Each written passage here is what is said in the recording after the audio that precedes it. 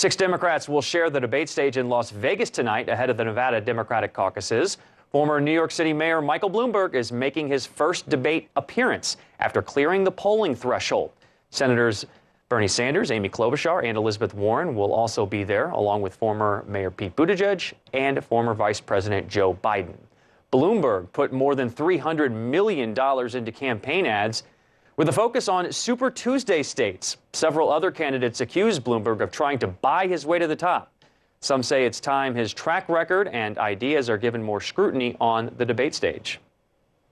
Bloomberg's old comments about transgender people are under fire. A newly surfaced video shows him suggesting fighting for trans rights would negatively affect Democratic campaigns.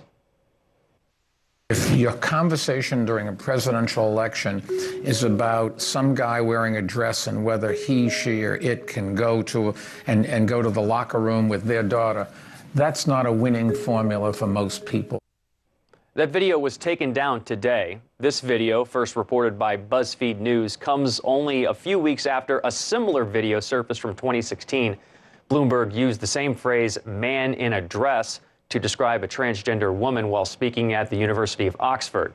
The former mayor does have a history supporting transgender rights. His company, Bloomberg LP, joined court filing opposing a North Carolina law banning transgender people from using bathrooms matching their gender identity. He wrote, as president, he has a comprehensive plan to secure rights for transgender Americans. Mike is running to defeat Donald Trump and reverse the many policies he has implemented that attack the rights of the transgender community. That's from the Bloomberg campaign. Of course. And thank you. In addition to the controversial stop and frisk policy that Michael Bloomberg championed as mayor, he is also likely to face tough questions tonight regarding his business career, including, as CNN has learned, allegations of sexist or misogynistic behavior at the company that he owns. Those allegations were the focus of 2 lawsuits filed by former Bloomberg LP employees and examined by CNN reporter MJ Lee. Now, one of those lawsuits was later settled and the other was dismissed after the plaintiff missed a filing deadline.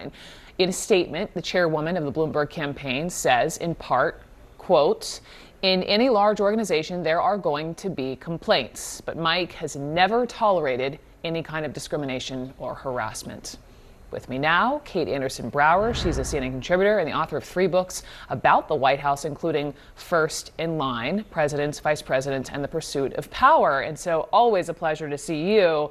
Wanted to talk to you today because you wrote this whole opinion piece in which you write, quote, "Bloomberg didn't make the cut to be Obama's VP. Here's why and why it matters now." And so you start your column talking about when you were doing research for your book, this was back in 2008, and Barack Obama was trying to determine who would be on his short list of vice presidential contenders. And Mike Bloomberg made that list until, as you point out, he was abruptly dropped from the list. And it was because of allegations of workplace culture at his company. In full disclosure, you worked at Bloomberg and, you said you left on good terms.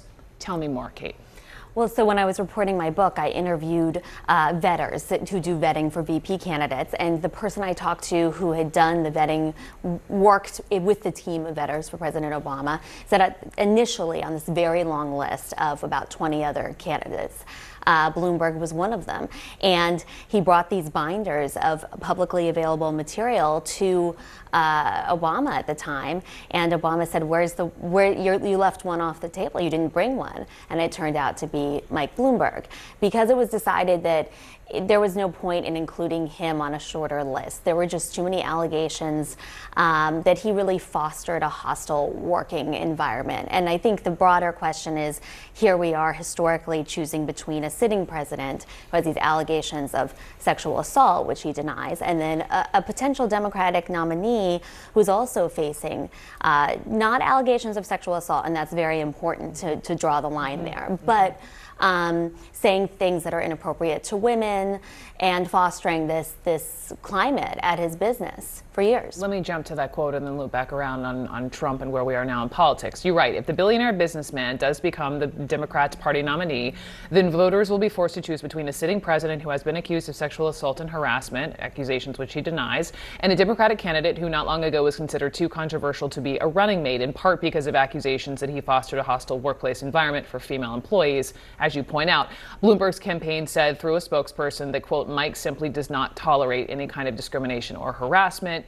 In the Me Too era, we should be demanding more from our leaders. And I was just wondering if to your point, because of President Trump's existence, do you think it's making it easier for others facing similar accusations to have an easier time, to be more successful in politics?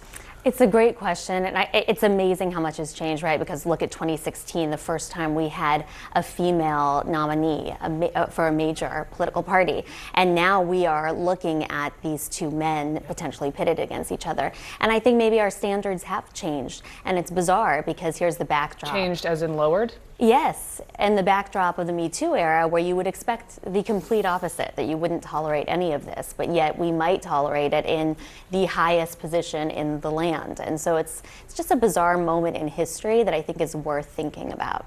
Okay, and I do want to just point out a Bloomberg spokesperson told the Washington Post, Mike, quote, this is a quote, Mike openly admits that his words have not always aligned with his values, that some of what he has said is disrespectful and wrong. Quickly, is that answer good enough for you? No. No. I mean, we should expect more, I think. Kate Anderson Brower, thank you very much for coming in and for writing that for us.